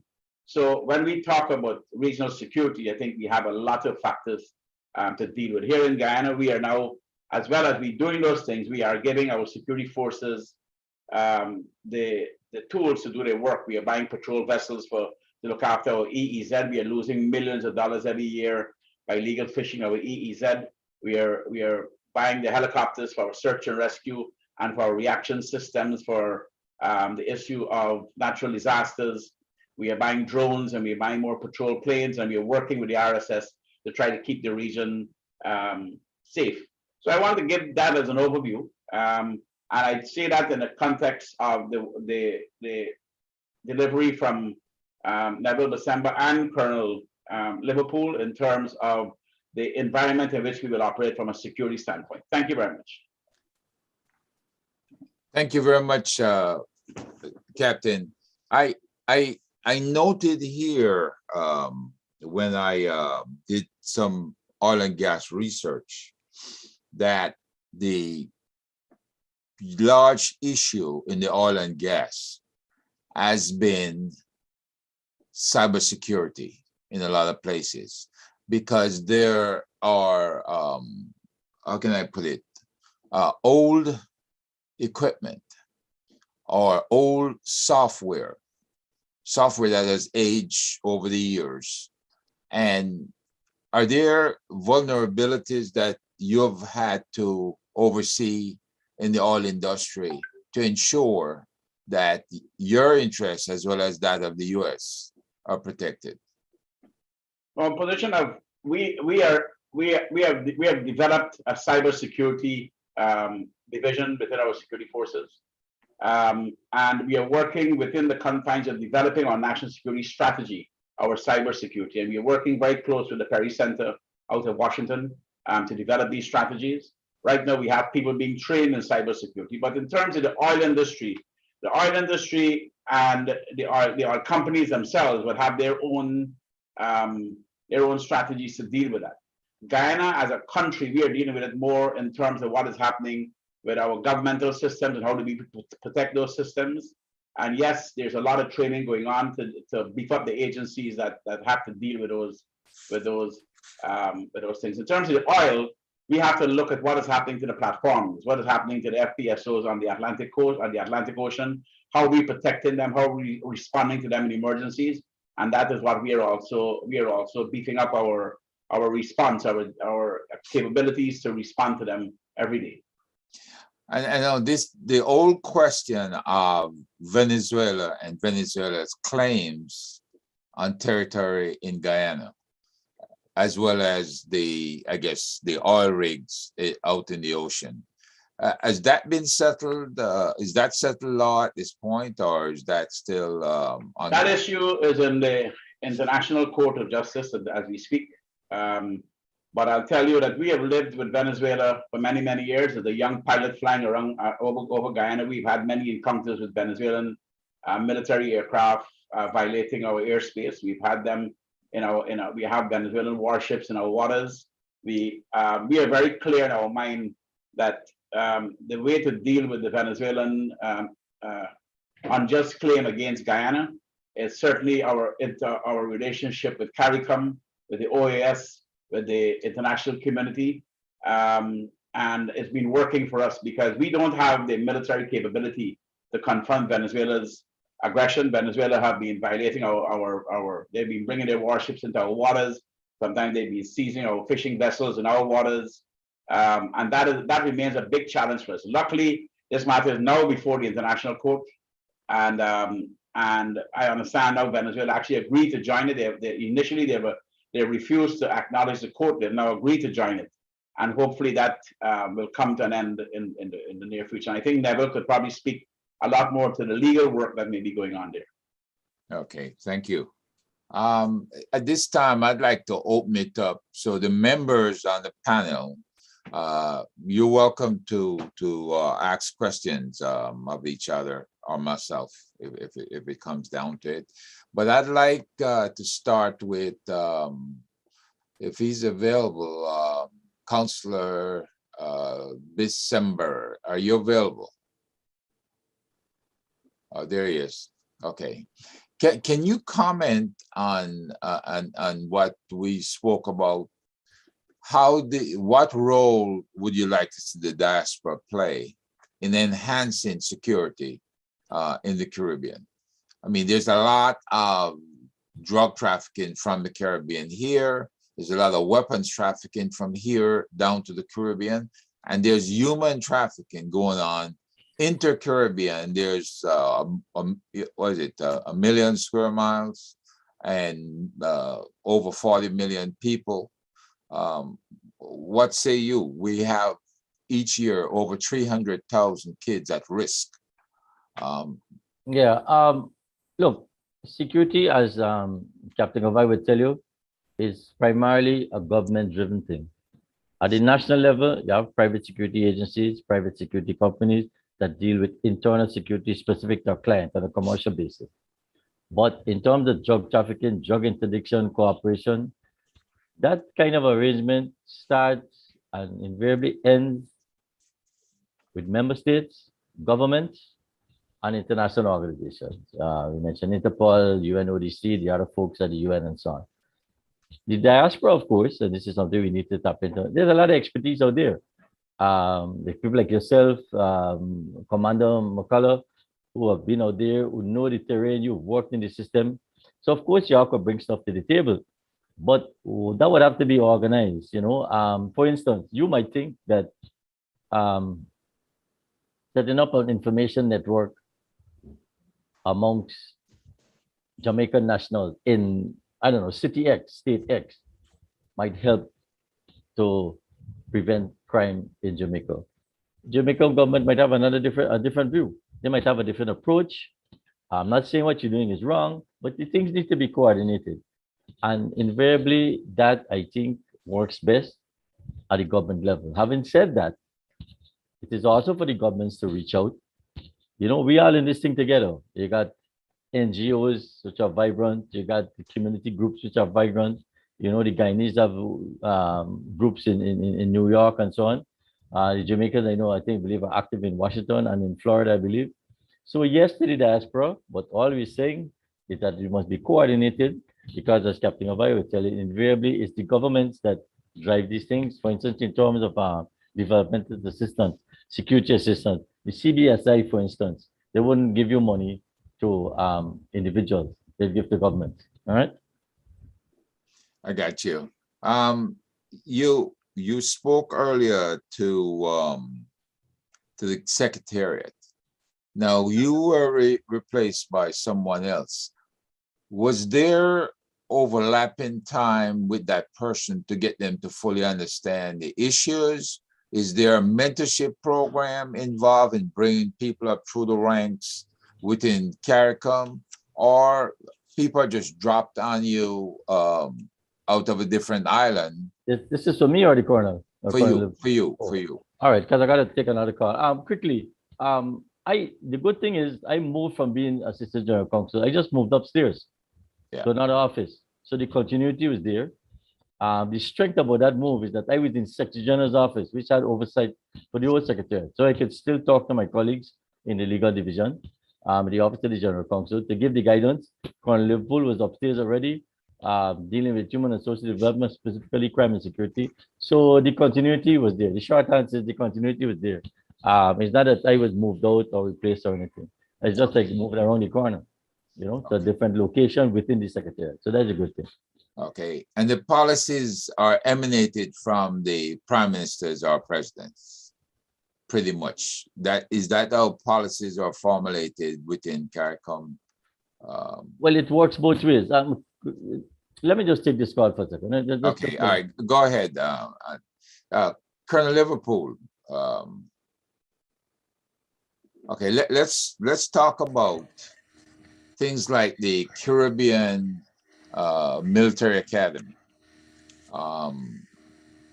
Is that related to CARICOM, and how do you have any idea how the selections were made? Do you share time with foreign officers who attend the academy? I may be asking you something that you may not have deep knowledge on, but I would figure that, like our academies here in the U.S., or military academies, like the staff colleges, the idea is to firm up on the backgrounds, the knowledge, and the skills and abilities of our officers as they move up through the ranks. Are you observant of what's going on with the military academy, and do you believe it's serving overall purpose to CARICOM? Dr. Nelson, the simple answer is I do not know. I've been out of the system for over 12 years. Not familiar with what is taking place. Maybe Jerry would be able to answer that. I am a regionalist. I do not think we have the capacity nationally to cope with the threat we are faced with. And therefore, unless we embrace a regional and international approach to security, I think we will not be progressing, we will not be making our society safer. Because, as Jerry mentioned, a lot is being tried and attempted within the member states. But these member states are faced with the dilemma which is faced worldwide. The self-interest of the powers that be, the corruption that undermines the authorities and the rule of law. Those things are the things that impact negatively on the security which we need to put in place. So I would really like to see, maybe through the very institute, start the discussion or to encourage the dialogue between the international community and the member states. Why did, at the global level, did the authorities seek to make an Interpol, a supranational police service that could help, that could deal with the very transnational criminal activities? And therefore, while I do commend the member states in their efforts nationally to deal with their challenges, I feel we need to sit and set up the mechanisms regionally. Because it is only through that, I think truly, we'll be able to tackle the problem. I am a regionalist. The challenges are multiple. And when you're faced with the issues we're faced with in Guyana and the other member states at the local level, the perception of discrimination, these are things that we cannot wish away. And I feel you need an oversight that holds us all accountable, because the situation will get out of hand and the authorities, both the politicians and the police, will not be able to control it. So I would love to see a move towards a regional and international approach. Well, in a case like that, I can tell you the diaspora has been acting as an oversight committee of sorts to adjudicate various instances of occurrences, crime, and any insecurities that we observe in our Caribbean island. Would you be in favor of the diaspora's role being expanded to utilize the expertise that exists, whether it's a part of the cadre instructing at the military academy, or there are many national security courses now that exist at the University of West Indies or UTEC or NCU, or I would gather the university in Ghana as well as some forms of national security courses, which would include cyber. I do support that. I think all hands need to be on deck, because we need to support the expertise that exists in the diaspora. Get involved in national and regional programs. But you have to have the institutions nationally and regionally.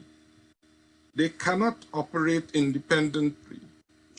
There needs to be the kind of cooperation and coordination politically, administratively, technically. And this costs money. So people need to sit and work out how best to serve the interests of the entire Caribbean. And it has to be one in cooperation. Okay. Now you're aware that the U.S. has the FBI legats, which are legal attaches at various embassies in the Caribbean. And also they have the Homeland Security investigators who are stationed in various embassies around the Caribbean. They're responsible for all the cross-border investigation of cross-border um, uh, crime. Okay, how would you see them playing a role in an integrated fusion center where you have all law enforcement? I don't know what's happening in Barbados. Maybe you can give us some insight if that's integrated. Whether the Coast Guard is there from the U.S., whether the investigative bodies are there, and information is freely passed. And I'll tell you why I asked that question. I had a special agent, a special agent in charge from the U.S. that told me that he didn't want to pass certain information because he couldn't trust the police, as you stated, and and in the ascending order, he couldn't trust certain government members. If that does exist, how else would you propose to get rid of it by having all of these folks in the central area, a fusion center, and operating as one? I think it's the challenge we face when we talk or think about coordinating operationally on matters of security. When I was in the working world, our regional technical meetings where the officials met to discuss operational matters, my recall is that the FBI was there, British intelligence were there. There were people who were partners, but essentially they were bilateral, even though they were meeting regionally. There was no mechanism outside of the CARICOM's mechanism to address it holistically. I have no doubt the RSS, as a sub-regional security apparatus, would have been relating with the Americans, with the Brits, as the case may be. You have Dutch and the French within the Caribbean.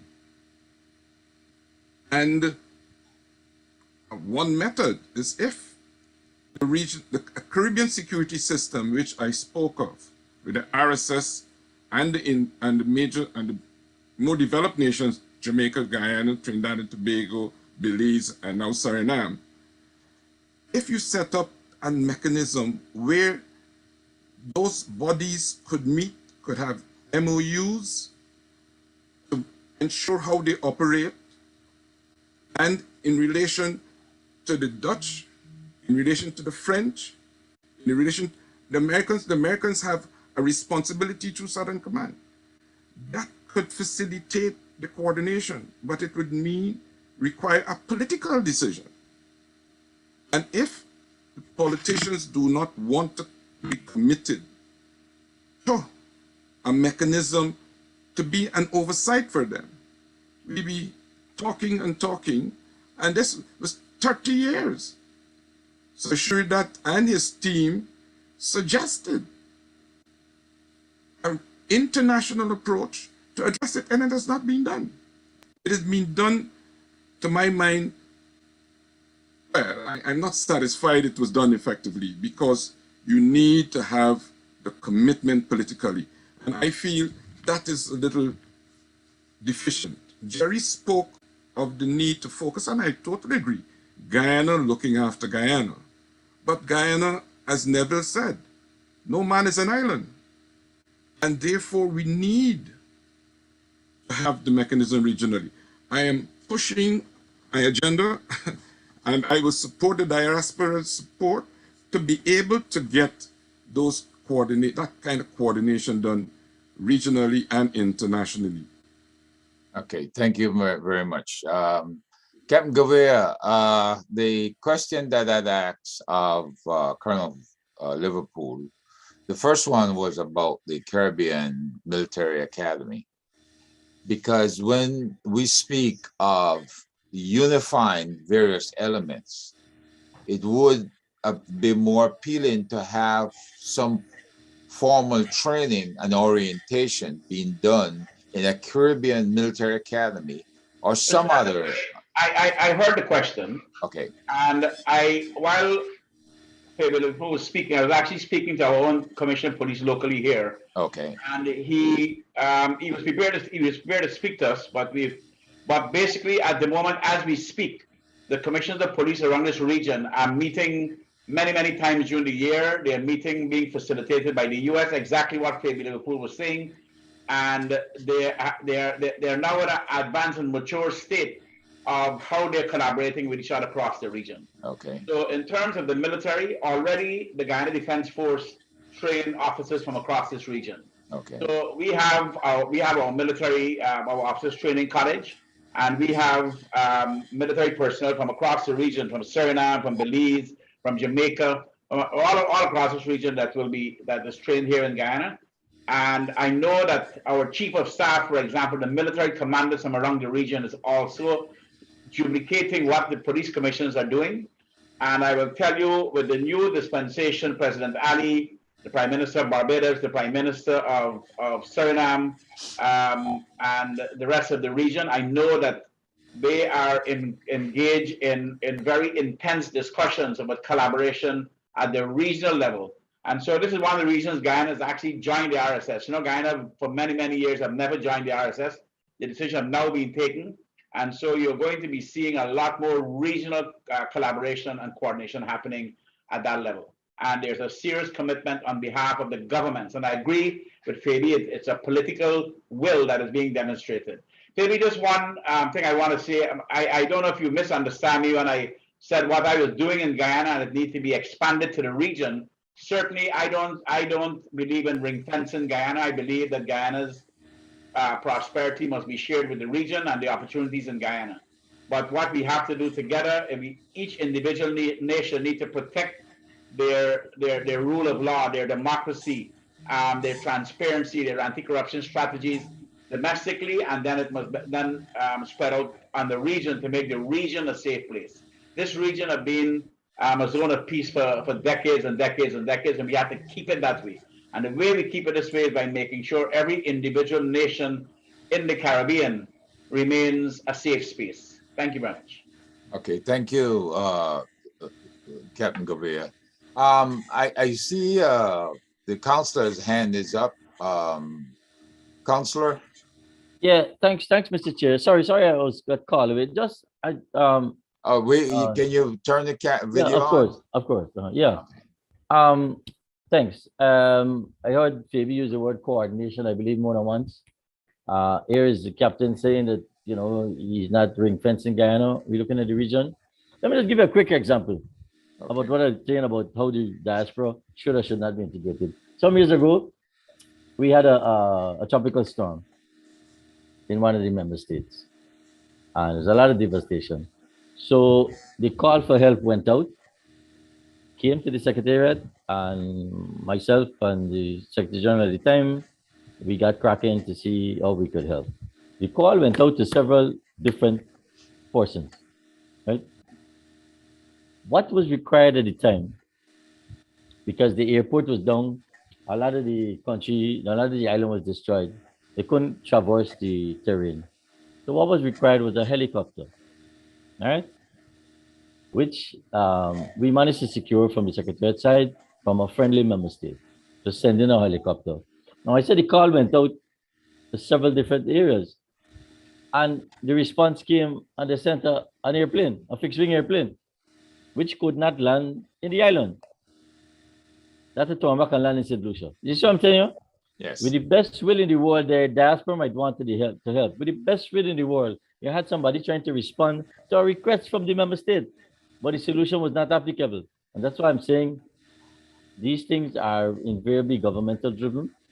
You got a man like Captain Govaya, who, if, for instance, the Guyana diaspora wants to play a role in security, they should check with him before you set up down a road which is different from here. He's talking about a national security strategy. I'm sure that national security strategy will draw on aspects of the CARICOM crime and security strategy, so we can get the linkages. But all of that to say, if you don't coordinate what you're doing, if the diaspora doesn't coordinate, as with the best will in the world, you end up with a situation where they send a plane instead of a helicopter, or you send, as I said, you do something that is out of sync, and so you get disjointedness instead of joined up thinking and collaboration. Thanks. Thank you. Okay, at this time, we have 7 minutes to go. So I would ask our, starting with you, Counselor, give us a quick wrap up of, what you believe we can accomplish in the future. Diaspora Yeah. to. All right, quickly. I think the good thing about this morning is listening to all the speakers from the different perspective, which is good, is that as we say in the Caribbean, we're singing from the same hymn sheet. The plea that I started out about coordination and interconnectivity, you got somebody at the national level, like Captain Gavaya, and he's alive to that. I heard him say that, I repeat what he says, not ring fencing Guyana, not only the security aspect in Guyana, but the prosperity aspect that has to go out and be shared. I think the overview that Colonel Liverpool gave us also touched on that. So going down the road and looking down going forward to involve the diaspora, again, coordination, because the issues are interconnected. We can't find one solution on our own, and I'm glad Jerry mentioned, I don't want to go, and he mentioned it, they're regular meetings of chiefs of security, chiefs of immigration, chiefs of custom, commissioners of police, heads of the military. Those four allow us to keep sharing information to get the coordination going at the national level. And if the diaspora wants to get on board, why not? But let's just make sure we get the coordination right. Thank you. Thank you. Colonel Liverpool, your wrap up. Thank you very much. I think I'll start where Neville ended, and it's quite correct. One has to have coordination at the various levels. Not only the operational coordination. Neville spoke about the police, Jerry spoke about the police commissioners meeting, the army chiefs meet, the customs people meet, the naval people meet. What you need, and that's at the regional level, what you need also is at the national level. These security forces must be coordinating their efforts. There must be a spokesperson at the operational level that could speak to the regional coordinating mechanism. You may need a secretariat or an operational center at the regional level. You do not need a large organization, but you do need at the operational level. But most importantly, you need at the political level. The coordination at the political level must take place and relate at the national level and at the political level, at the regional level, that relate to the regional coordinating mechanism, and at the heads level. I'm talking about the officials, ministerial level, political level, and the heads level. That kind of coordination, if you have the mechanisms in place, as Neville touched on, when there was a dilemma in one member state, you send a fixed-wing aircraft instead of a helicopter. If you had the technical people on the ground coordinating all the arms, they would have known which type of aircraft is required. So the coordination has to take place politically, administratively, and operationally. And you may need to put in place an area, a country, where that national coordination takes place. Never spoke of impacts. I'm not certain impacts could deal with the kind of coordination you can perhaps get in RSS in Barbados. And in the same way, you need to get the law enforcement people operating, where you could have treaties, you could have MOUs, you could have all sorts of legal instruments, because as my friend Duke Pollard always told me, we could talk as we want, but it's only the law makes it work. So Neville, there's work to be done by the legal people of putting the legal structures in place to make these things work. Okay. only to have a casual encounter and talking and memos, minutes are written. You need to have the legal mechanisms that legitimize and institutionalize the coordination that is required. Thank you very much, Colonel. Commander, your final words. You're muted. I think if I was to sum up everything I've heard, it's probably a very cliche saying that I think we're all familiar with: teamwork make the dream work. I think, Mr. Neville, everything you said about, the diaspora can't basically operate unilaterally. We need to have a coordinated approach with government.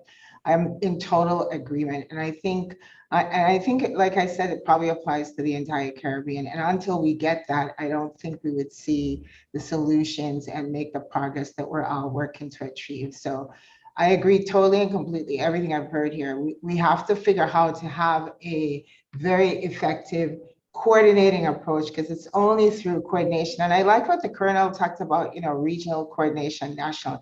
It's a big picture approach. It's going to take a lot of hands, a lot of minds, but the key thing is we have to come together and get that coordination, that teamwork going to get to the solutions that we're looking. Otherwise, it's going to be groups here doing, groups there doing, and in the end, we're not seeing the results that we're all hoping to achieve. So it was a pleasure. Thanks for inviting me to join you all, and look forward to meeting you all in person and working with you individually or collectively. Okay. And Commander, I'm recommending you for that position that the Colonel wants as the coordinator. Captain, you're close. Thank you. You're muted. You're muted. You're muted. Yes, I got it. Sorry about that. First of all, I want to congratulate Neville. When Neville worked at the Secretariat, and the leadership that was provided by the CARICOM leadership at times of crisis in this Caribbean, even when I was a leader in the private sector, many times as Caribbean countries faced the natural disasters of hurricanes and the volcanoes and so on, CARICOM's Secretariat at the time provided very strong leadership to not only governments within the region, but certainly within the private sector.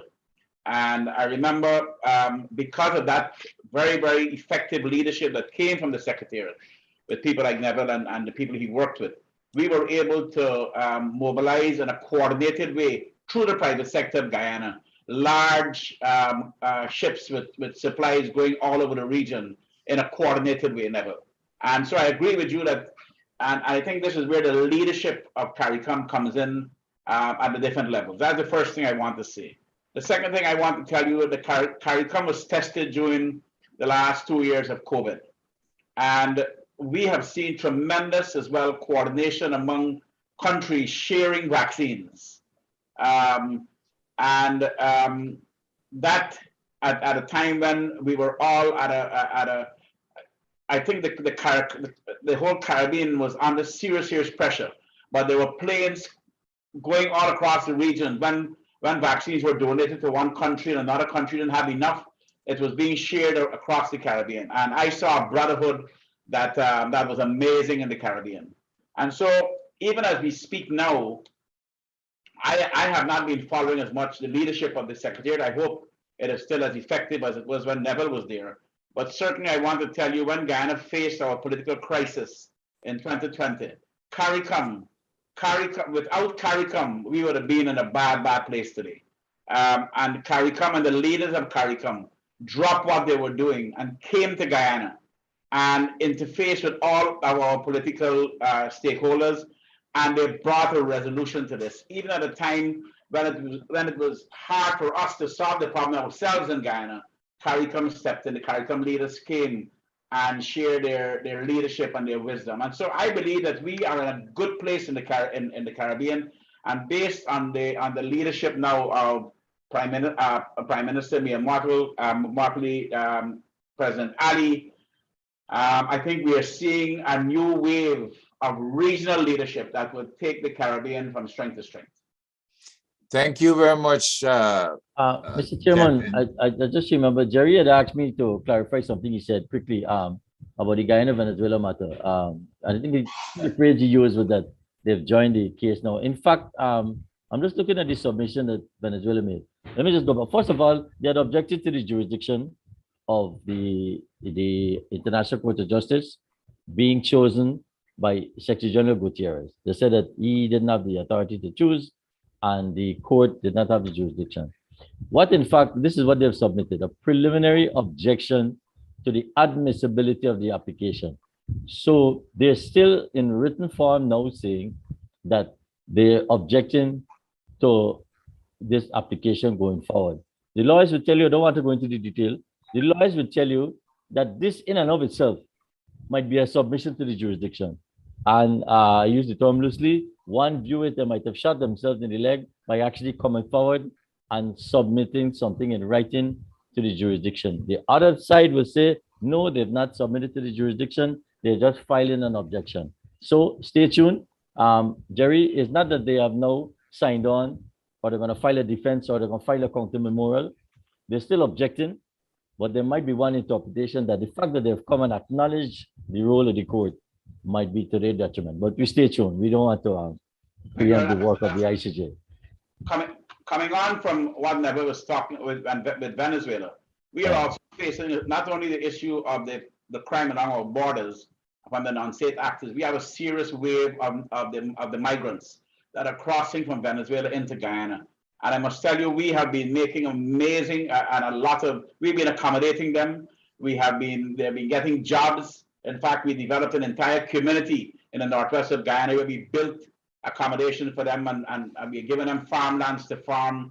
And so it's been putting a huge burden, obviously, in our financial system as it is at the moment, but Guyana is very committed. But it is one of the issues we are facing because of the crisis in Venezuela as well. Thank you very much.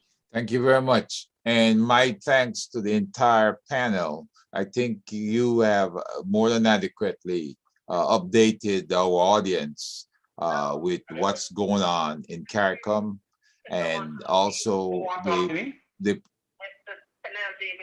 I'm on an international call. Okay, the proposals for the future. I think that the idea of a military academy that gives knowledge and development, not just to the military, and that's a misnomer.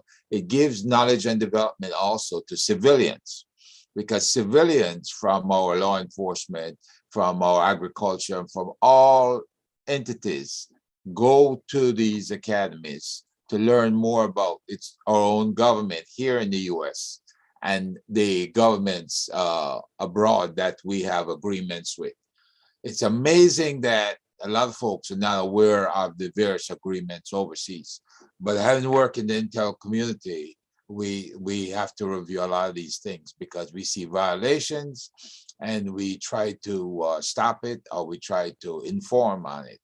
And pretty much, I'd love to see not just the police carpol in the Caribbean, but an integrated intelligence apparatus, because there's a lot of stuff that's sliding through the cracks and not being addressed. And the biggest one is corruption, and we'll address that later on today. But thank you very much.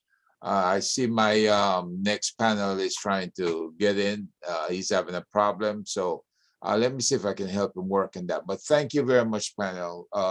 And Neville, I screwed up on your photo. Let me tell you, I worked till 4 o'clock this morning on a lot of stuff. So